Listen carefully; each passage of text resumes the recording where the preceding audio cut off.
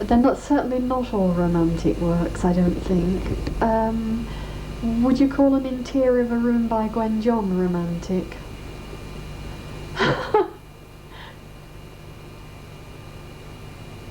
Yes. Well, I suppose it depends. I tell you, to be quite honest, I've avoided using words like romantic and classic. So, yes, I have used words like expressive and expressionist and intuitive. And I suppose, largely speaking, it's very much about an intuitive response to things. Hello. Hello. What are you doing? You're not actually filming, are you? Welcoming you in, yes. Hey. Hello, how are you? I'm fine, thanks. Don't we look lovely in here? You Don't think it look so? lovely, yes. Yes, there's... Oh, you haven't seen that wall? Because you've got colour on your chair now. You chose it, didn't you, after you saw Well, the yes, flowers? I walked in and saw the flowers and I just decided that that was the right fabric. And it was my grandmother's fabric. It was a curtain and a pelmet. This was the pelmet. It just happened to fit round. It didn't take any of the seams out, as you can see. No, you should have arrived 3 minutes earlier when this journalist phoned up. Why? So that you could say wow, the exhibition started off. We set off from here and it was snowing and it was bleak and it was February. End of January, beginning of February. What awful, it really was.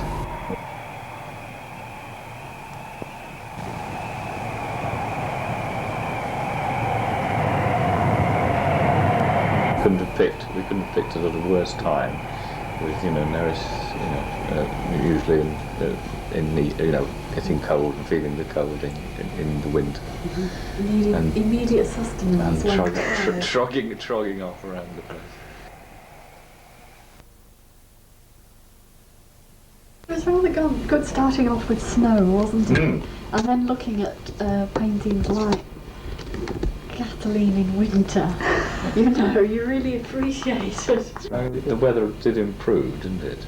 You had the warmth of the human reception, you see. And it was interesting how a number of the curators and assistant curators were interested in what Nerys was doing, and even small galleries where the assistant wasn't an art person, actually said that she'd learned more about how to look at a painting with Nerys in 10 minutes than she'd learnt in years. Classical. It's And even the fireplace was classical. yes. It was pilasters. But it's like she's a very unobtrusive observer, isn't she? She's in the shadow. Just looking at it, it's obviously a composition in shades of grey and off-white, and just these little Touches. peaks of intense colour.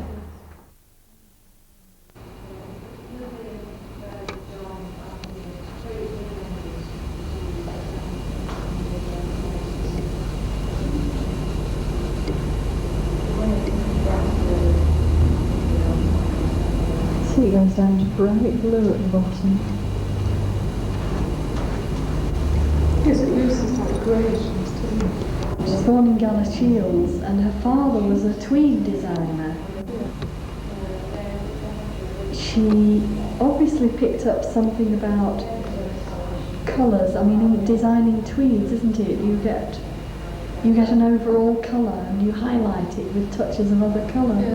They're all objects that mean something to her, isn't it? And she stopped painting virtually for about 14 years while she brought up a family. And it's never lost because, as she herself says, the creative element came out in other things, like what she put next to what in the house. Yes. So what do you think at the moment that you put this one? Well, I have an idea that I'd like to see this one in relation to the tiny painting by Gwen John of an interior, and possibly Winifred Nicholson's Primulas. They're all about a personal domestic environment. Yes.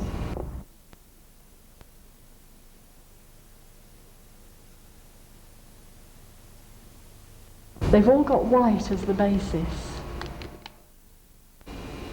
It's a very different process from putting together an exhibition about one artist, or I think people who are used to going into exhibitions have certain expectations of what an exhibition's about. You know, it should have a beginning and an end for a start. Have a beginning and an end, but Yes. it should also be serious. Actually, the essence of this show is of hopping about from one to the next, and not necessarily to the next, is it?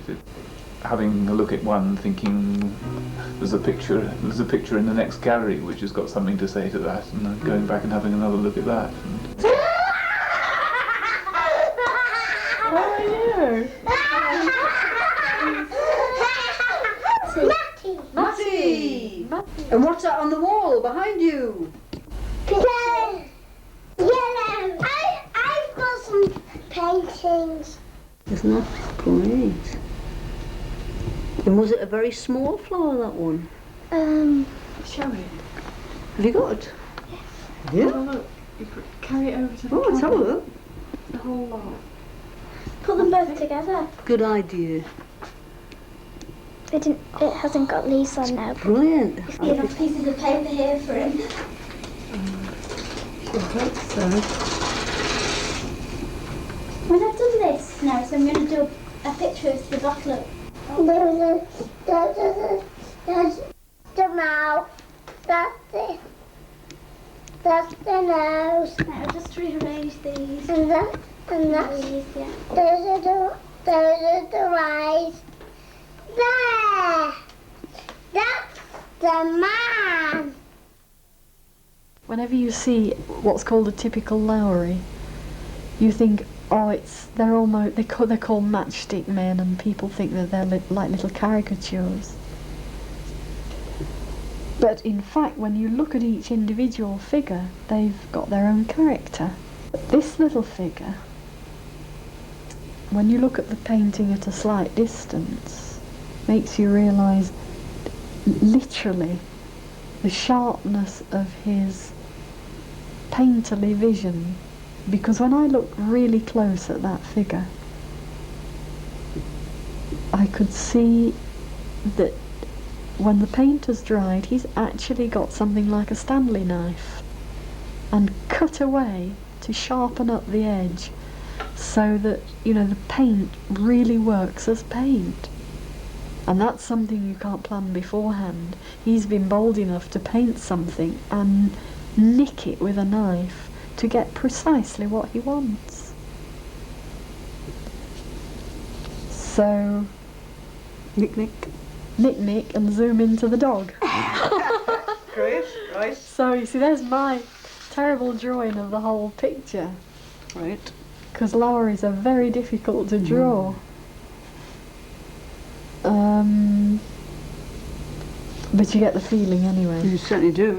And the little figure, and then Smallest picture in the room, and it's square. It's a picture of a blackbird on a twig. And the background is a bit rough, and the twig is a bit rough, and the blackbird is ready to jump off. And you can start drawing a square now. right, well, so's I'm not. Little square. I've gone and made a mistake already. You're not allowed rubbers. No, I know. Sir said so. Right, now then. Right. Now, Bit move square. your pencil up the side till I say stop. Oh, Now there's a twig. It goes right across the page from there to the other side, and it goes up in the middle. It goes up in the middle and then down again. Stop. Go back to the beginning of the twig, all the way along rough. Not proper. Where the twig is a hump, there are two little bird's legs. Yes. Now, on the legs there's a fat tummy. tummy. That's right. Uh-huh. And the left-hand side of the tummy has got a head poking out, bird's head, little point, looking down slightly. Does it, is the head rounded or No, just a point. just a point? What happens over the top? I haven't told you yet. Oh. So it goes right over to the beginning there. There. That's right. The point you just left off, the bird's tail, which is 2 black lines, a short one and a long one. And The short one is underneath and it sticks up sideways. oh, See? Then you put in the eye of the bird where you think it should be. Little eye, big Little eye. And the rest of the bird is dark, shaded in. So all over is And it's sort of, rough, chalky, rough. That's it. Finished. is that it? Yeah. I was expecting you to tell me to join that up, you see, Were to you? make a tail. Is actually so it too... shows you hadn't really looked at that picture. Well, it just shows Doesn't it? how appalling one's visual memory is. And how did he set about it? What did he actually do? I put them in pairs, and I said you're going to dictate. No, you're going to give instructions on drawing a picture. So I sent one of the pair off to look for a subject, and then after that they came back and fetched the others, made sure they weren't looking. Grope, grope, grope, grope, and they went like this, would have taken that, and then they had to have their backs to the picture, and the other people were telling them what to draw. Describing, and the language was superb because they didn't just say, I wish I had a tape recorder. They didn't just say, there's a jawline. They said a square jawline, a strong jawline. And they wanted to rub out, of course. Have you got any rubbers? I said, you only use rubbers if you draw with them, like that. I did say, if you're very brave, you can keep your eyes shut all the time. And we've got 2 of them doing this. That's a constable that is drawn. One of the constables drawn from dictation with eyes shut. It's only when you focus on a certain part that it begins to have meaning for you. So if I have that and I put a mask over it, you see that as a form of study which tells us a lot about how that image was constructed. What I'd like you to do this afternoon is to go through this stage of searching for something and finding qualities. See the difference between that bit and that bit. Finding these sort of qualities and making a direct drawing. Bold, clear drawing of them. And for this, I'll have to give you small masks. And you can more or less focus how much you want to take in by moving your arm backwards and forwards. it's a combination of the Kerry Richards deposition, which I've done 2 drawings from, and Christopher Wood painting, which actually are 3 sort of fairly innocuous looking people on a beach, but it's got a sort of element of a sinister element about it as well, I think. And I discovered, one of the things was, I discovered that Christopher Wood had been killed under a train at Salisbury railway station, and that was literally sort of 10 yards from my bedroom window. What you see really does link up. I mean, if you trust what you see, it tells you truthfully about the work and about the artist. Right. Can you give, I know it's a bit different. For example, there are a number in this exhibition that, after one had found out what the date was, they're about artists who are approaching death, for example. There's a painting in the exhibition by Courbet. Courbet, known for his paintings about peasants and working people. It's absolutely blank, except for the scene. It's called Eternity. You felt as if the clouds are rolling in, and that shortly the scene would be obliterated with darkness. He painted seascapes when he was in prison towards the end of his life. What you're looking out at is something really quite terrifying. From a distance there's this tremendous black spot which reads completely as an abstract spot. You just think black spot. When you start looking at the painting, especially when you start drawing it, you realise that's black spot is part of a little ukulele or something. You realise that they're all part of various objects and that it's a still life. It isn't an abstract painting. It's a window. And he actually had the experience of seeing things reflected in this window. So it's a surprise to him as well, then, do you reckon? When he saw it in real life, you know, it gave you...